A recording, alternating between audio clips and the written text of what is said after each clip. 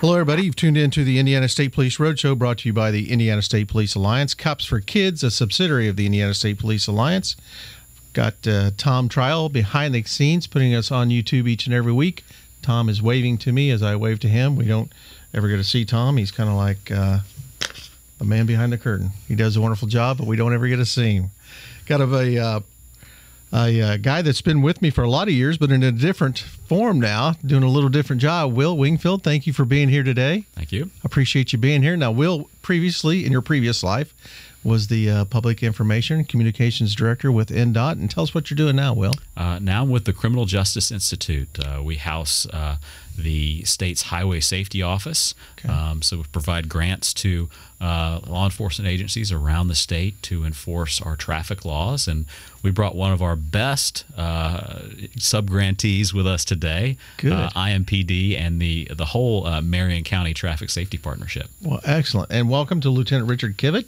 Thank you for being here, Rich. Thank you very much for having me. Appreciate you being in here today to talk about this initiative, what you guys got going up here. And Lieutenant, he currently serves as a coordinator for the Marion County Traffic Safety Partnership, and that's a combination of the Indianapolis Metropolitan Police Department, us, ISP, and police departments for Beech Grove, Cumberland, Lawrence, and Speedway. So you got a lot of departments on your plate, don't you? Everyone in Marion County plus state, yes. Great, excellent. Yes.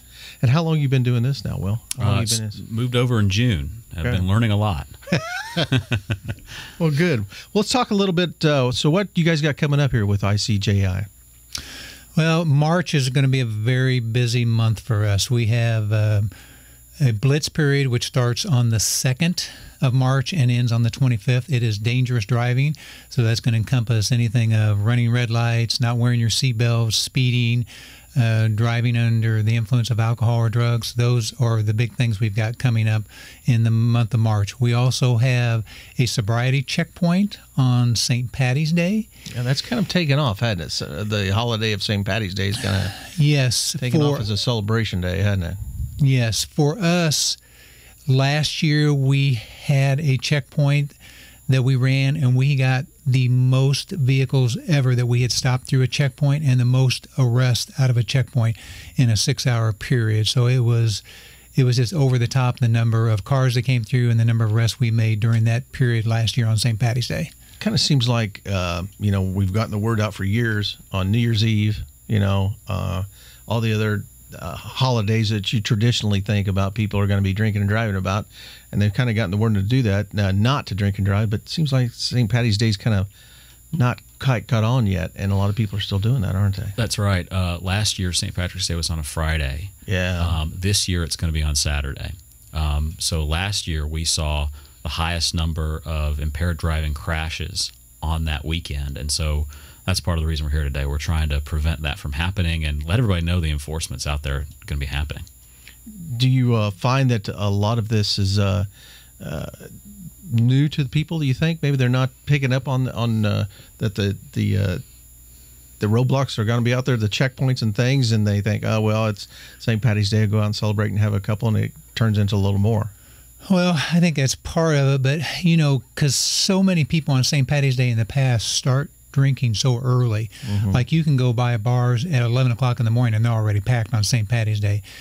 Now, last year we did see a lot of people coming through in rideshare programs, but still with the number of people that were out, we still were able to get a lot of arrests from the number of cars that came through our checkpoint.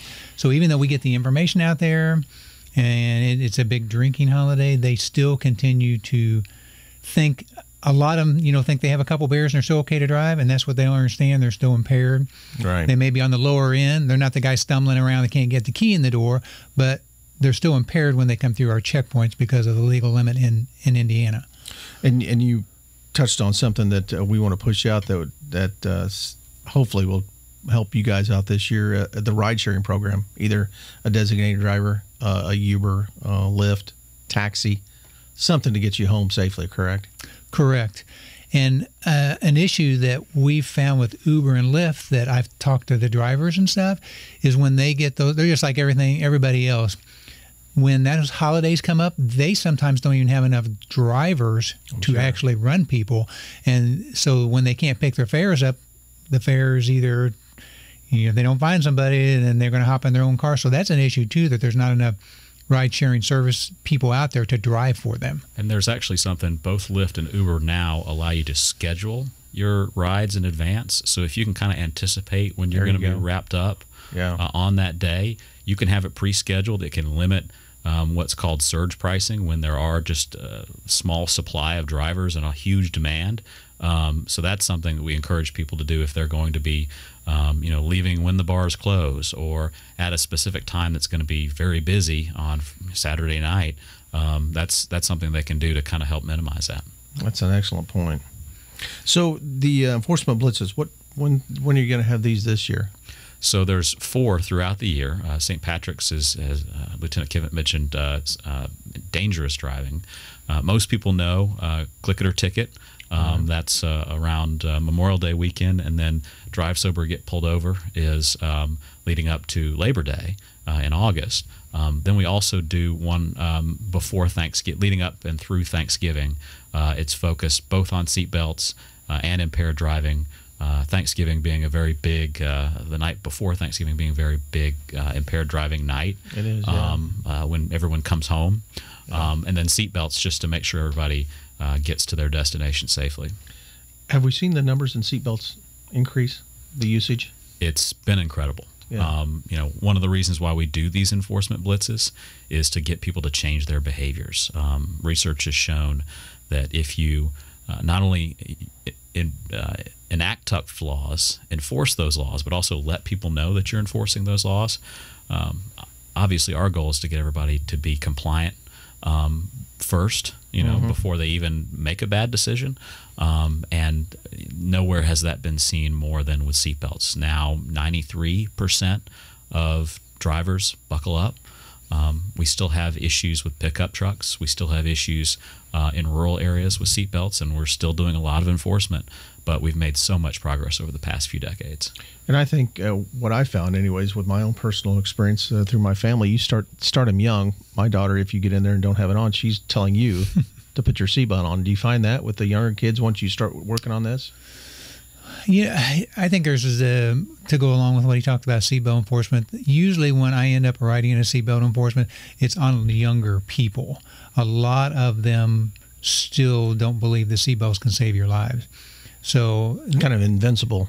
Yes, because they have nothing will ever happen to me mentality. Right. Exactly, yeah. And so the ones that I write seem to be with the younger people, but almost everybody else, like he says, the percentage is up so high. Most of them wear, but there's still a lot out there not wearing them for some odd reason. I don't know why they're not wearing them. It's kind of unique. One of the new cars that I've seen that I had no idea, if you don't put it on, your radio doesn't work. I had no idea that doesn't. So if you start out and you don't buckle your seatbelt, the radio goes off, and it says, radio will stay muted until you buckle up. Something new I didn't know in the Ford Taurus that happened. So they're looking also at saving lives by doing that too. So we're talking about the enforcement things that you guys are coming up, and I get this question a lot too from when we're doing PIs and stuff. Why do you tell the public, hey, we're going to have this blitz going on, we're going to have this checkpoint? Why do you do that for?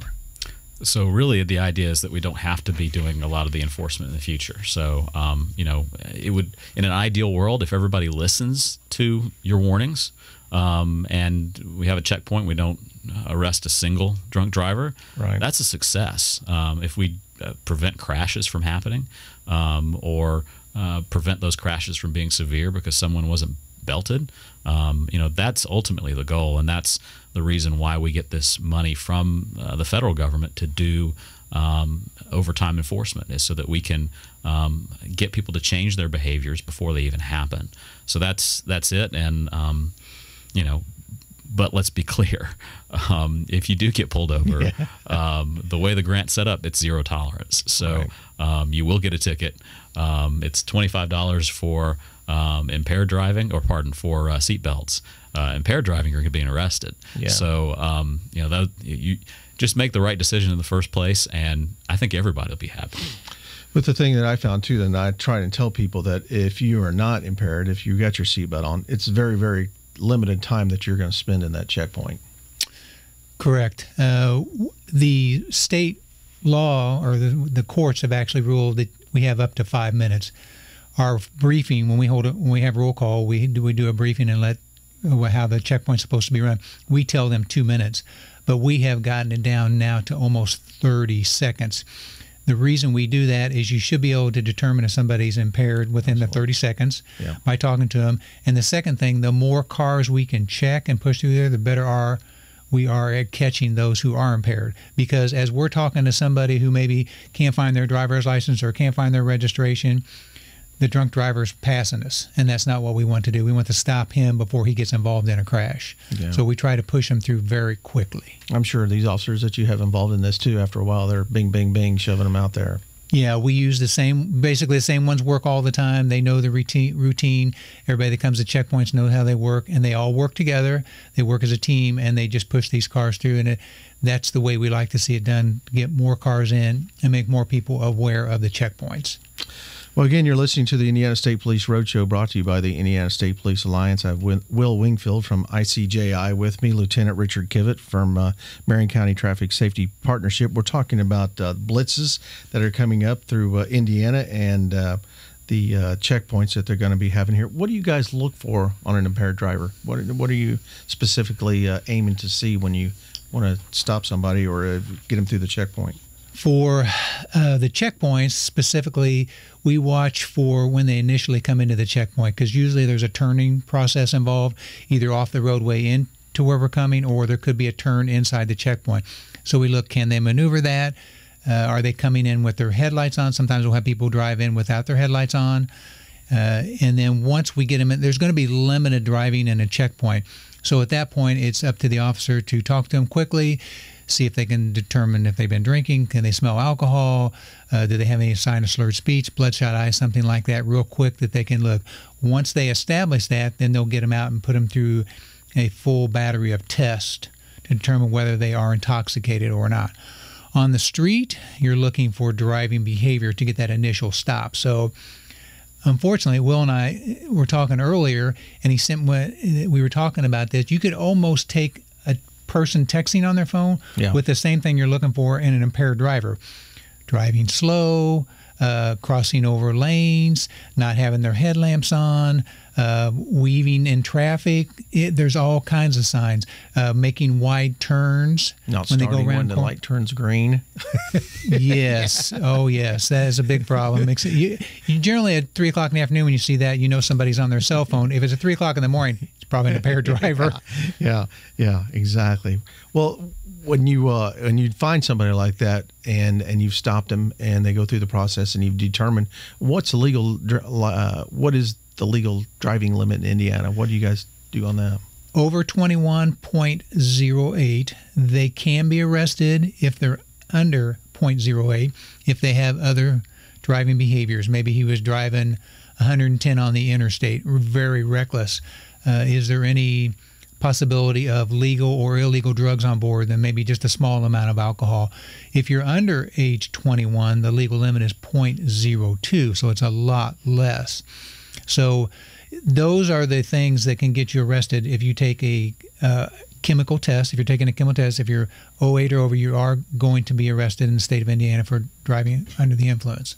And that's where the money starts falling out, doesn't it? Yeah, that's exactly right. I mean, for the driver, it becomes a very expensive proposition.